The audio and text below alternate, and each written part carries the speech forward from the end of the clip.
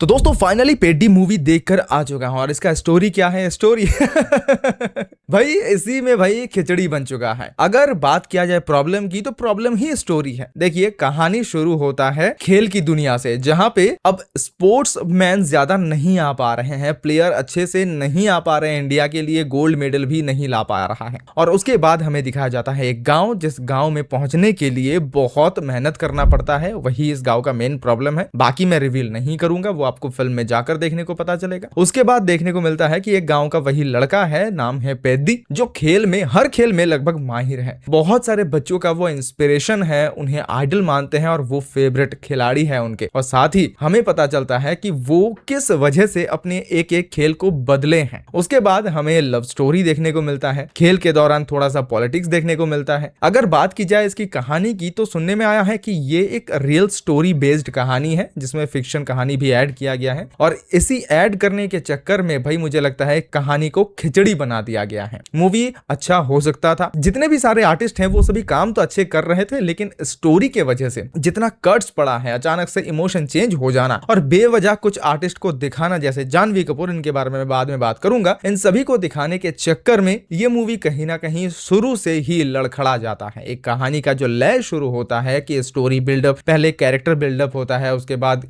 उन सभी कैरेक्टर के साथ हमारा कनेक्शन बैठता है, फिर हमें असली ट्विस्ट पता चलता है कि विलन कौन है। इस मूवी में विलन ही नहीं है, ये भी एक प्रॉब्लम है, वो भी मैं बताऊंगा आगे चल के। और इसके साथ साथ सिस्टम के खिलाफ जो लड़ना होता है या फिर जो मेन प्रॉब्लम है गांव का, उसे ज्यादा ना दिखाकर पेद्दी को ज्यादा से ज्यादा हाईलाइट करने के चक्कर में ये मूवी लड़खड़ा गया है। तो ये है कहानी का, जिसके लिए हम सिर्फ और सिर्फ आधा स्टार ही दे सकते हैं। अब हम आ जाते हैं कुछ पॉइंट्स के लेकर बात करने के लिए। इस मूवी में 3 खेल देखने को मिला है। एक तो कुश्ती हमने देख लिया था कि कुश्ती का बहुत अच्छा दाव पेंच हमें यहाँ पे देखने को मिला था और जी जान लगा के वो मेहनत भी कर रहे हैं, वो इस मूवी में अच्छा खासा दिखाया गया था। उससे पहले हमने देखा था क्रिकेट, जो मूवी शुरू ही होता है क्रिकेट प्रेमियों के साथ, और क्रिकेट का जो बैटिंग स्टाइल होता है, जो मारने का फॉर्म होता है, वो बहुत बेहतरीन तरीके से दिखाया है। ठीक है, अलग अलग आप अगर देखेंगे ना वीडियो क्लिप तो आपको मजा आएगा, लेकिन पूरे मूवी को जब बनाया गया एक साथ तो वो बनावट में प्रॉब्लम आ चुका है। तीसरा खेल है रनिंग, और इसी में है असली ट्विस्ट। वो जानने के लिए आपको मूवी देखना पड़ेगा। तो एक इंसान इतने सारे गेम में इतना बेहतरीन कैसे हो सकता है, ये मुझे भी पता नहीं। अगर हो भी सकता है तो कम से कम ऐसा तो नहीं होगा उसका हालत। उसके बाद हम बात करेंगे इस मूवी के लव एंगल के बारे में, जिसे अगर हटा भी दिया जाता तो इस मूवी को लेकर कोई इंपैक्ट नहीं पड़ता। और लिया किसे है?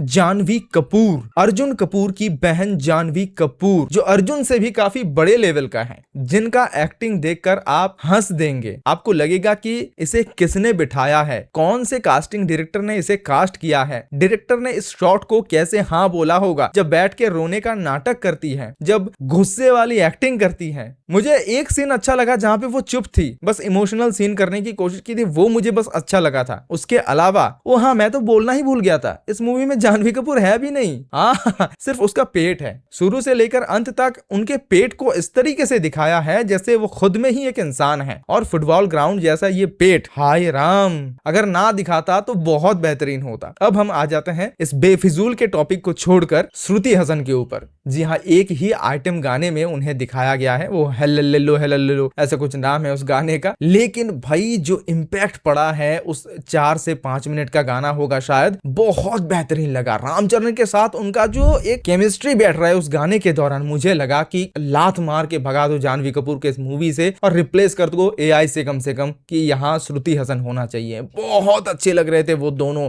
स्क्रीन में। पता नहीं बॉलीवुड को टारगेट करने के चक्कर में या फिर पैन इंडिया के चक्कर में क्यों ऐसे बेफिजूल के आर्टिस्ट को लेते हैं। श्रुति हसन बहुत ब्यूटीफुल लग रही थी इस मूवी में। मूवी का एक नेगेटिव पॉइंट ये भी है कि इसमें मेनली विलेन कुछ भी नहीं है, ना कोई एक पार्टी, ना सरकार, ना किसी के खिलाफ आवाज उठाना है, कुछ भी विलेन नहीं है। बस एक प्रॉब्लम है जिसको हाईलाइट उतना भी नहीं किया गया है, और विलेन के नाम पर बस समय को कह सकते हैं कि भाई समय ही विलेन है। तो अगर विलेन अच्छा नहीं रहता है तो हीरो का इम्पैक्ट पड़ेगा कैसे। सोचिए रामचरण जिन जिन से लड़ रहे हैं वो भी बेफिजूल का, आप एक बार देखेंगे भूल जाएंगे, तो मेन विलन कोई है भी नहीं। तो ये सबसे बड़ा नेगेटिव पॉइंट है इस मूवी का। दूसरा, जैसे मैंने पहले ही कहा था कि स्टोरी के साथ कनेक्ट नहीं हो पा रहे हैं, ना हम स्टोरी के साथ उनके इमोशन के साथ कनेक्ट हो पा रहे थे और ना ही एक सीन से दूसरा सीन कनेक्ट हो पा रहा है। एक ऐसा सीन आ रहा है कि ऑरा दिखा रहा है, एकदम रामचरण सामने आ रहे हैं स्लो मोशन में बैकग्राउंड म्यूजिक के साथ और इमोशनल डायलॉग बोल देता है आगे चल के। उल्टा भी ऐसा ही हो रहा है, अजीब अजीब जगह पे अजीब अजीब डायलॉग हमें सुनने को मिलता है। मूवी का सीन चलते चलते जस्ट एक सेंटेंस खत्म होता है, कट हो जाता है, दूसरे एक सीन में शिफ्ट हो जाता है, वो भी अचानक से, मतलब कहीं से भी कहीं लेकर चला गया है। इस मूवी को अच्छा बनाया जा सकता था क्योंकि मल्टी स्टार कास्ट मूवी है। इसमें आपको वेस्ट बंगाल से यानी कि बंगाली टॉलीवुड से आपको आर्टिस्ट देखने को मिला था, मराठी इंडस्ट्री से आर्टिस्ट देखने को मिला था, तेलुगु से तो था ही, तमिल से भी था, कर्नाटक से भी था और भी कई सारे जगह से, कई सारे इंडस्ट्री से लोगों को लिया गया था। जानवी कपूर भी थी यहाँ पे, मुन्ना भैया वो भी हमारे थे। उन्हें कितना बेहतरीन तरीके से यूज किया जा सकता था, लेकिन इतना फुद्दू सा यूज किया गया उनका, हम क्या ही कहे। इन सभी को लेकर कहानी अच्छा बनाया जा सकता था, लोगों के साथ कनेक्ट भी बिठाया जा सकता था, लेकिन वैसा नहीं हो पाया। और मुझे लगता है ये बुच्ची बाबू साना जी का ही भाई गलती है, क्योंकि डायरेक्शन उनका ही काम है और सिनेमा को जोड़ के फाइनलाइज करना भी उनका काम है, तो ये नहीं हो पाया। एक चीज मुझे अच्छा लगा, सिनेमेटोग्राफी। हर एक सीन में जो एंगल दिखाया जा रहा है मेनली फ्रंट एंगल से ही लिया जा रहा है। कुछ फाइटिंग सीन में अलग अलग हो रहा है, लेकिन मेनली फ्रंट एंगल से लिया जा रहा है और वो भी उसका भी हाइट, जैसे आप यूट्यूब में वीडियो जूम इन करके देखते हैं वैसा ही आपको लगेगा कि इसमें भी इतना बड़ा बड़ा दिखाई दे रहा है। मतलब एक इंसान के शरीर को जितना दिखाकर आप बड़े स्क्रीन में एक परफेक्ट फिट कह सकते हैं, वो यहाँ पे दिखाया गया है, ना कि सिर्फ फेस दिखा जा रहा है कि लंबा हो गया फेस, ऐसा नहीं। तो ये मुझे अच्छा लगा। अब अगर बात करेंगे फिल्म की म्यूजिक और बैकग्राउंड म्यूजिक की, तो म्यूजिक देखिए अच्छा था।